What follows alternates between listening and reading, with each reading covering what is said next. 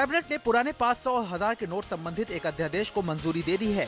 अध्यादेश में 31 मार्च 2017 के बाद पुराने 500 और 1000 रुपए के नोट रखने वालों को दंडित करने के प्रावधान को मंजूरी दी गई है।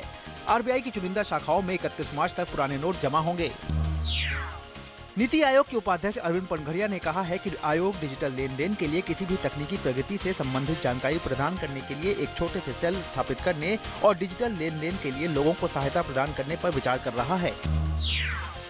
सूचना और प्रसारण मंत्री एम वेंकैया नायडू ने विमुद्रीकरण के मुद्दे पर सवाल उठाने के लिए राहुल गांधी की आलोचना की है।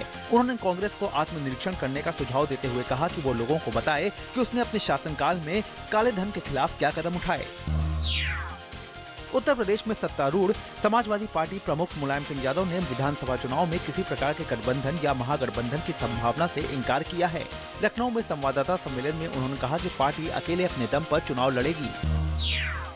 चुनाव के मद्देनजर समाजवादी पार्टी में कलह फिर से सामने आ गई है। सपा सुप्रीमो मुलायम सिंह यादव ने 325 सीटों पर कल उम्मीदवारों की सूची जारी की, जिसमें शिवपाल समर्थकों को तवज्जो दी गई है और मुख्यमंत्री अखिलेश यादव के करीबियों के टिकट काट दिए गए हैं।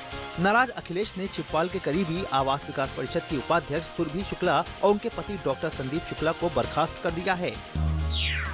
पूर्व गृह सचिव अनिल बैजल को दिल्ली का नया उपराज्यपाल बनाया गया है। 70 वर्षीय बैजल 1969 बैच के आईएएस अधिकारी हैं और सरकार में कई महत्वपूर्ण पदों पर रह चुके हैं।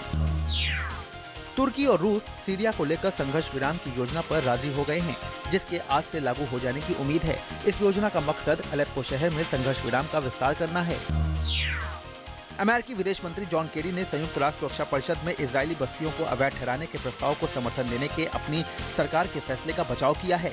उन्होंने कहा है कि ऐसा 2 राष्ट्रों के विकल्प को गंभीर नुकसान पहुंचाने से बचाने के लिए किया गया।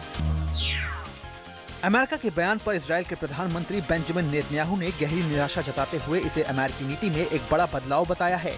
उधर फलस्तीनी राष्ट्रपति महमूद अब्बास ने कहा है कि वो इजरायल के बस्तियां बनाना बंद करते ही बातचीत के लिए लौटने के लिए तैयार हैं। अमेरिका ने पाकिस्तान के आतंकी संगठन लश्कर-ए-तैयबा पर नकेल कसते हुए उसकी छात्र इकाई अल मोहम्मदिया स्टूडेंट्स को आतंकवादी संगठन घोषित कर दिया है और लश्कर के 2 बड़े आतंकियों पर प्रतिबंध लगा दिया है। खेल मंत्रालय ने सुरेश कलमाड़ी और अभय सिंह चौटाला को भारतीय ओलंपिक संघ का आजीवन अध्यक्ष बनाए जाने पर आईओए को कारण बताओ नोटिस जारी किया है। खेल मंत्री विजय गोयल ने कहा है कि जब तक इन दोनों को हटाया नहीं जाता, मंत्रालय आईओए के साथ कोई संबंध नहीं रखेगा। इस बीच आलोचनाओं से घिरे कलमाड़ी ने आईओए के आजीवन अध्यक्ष का पद ठुकरा दिया है।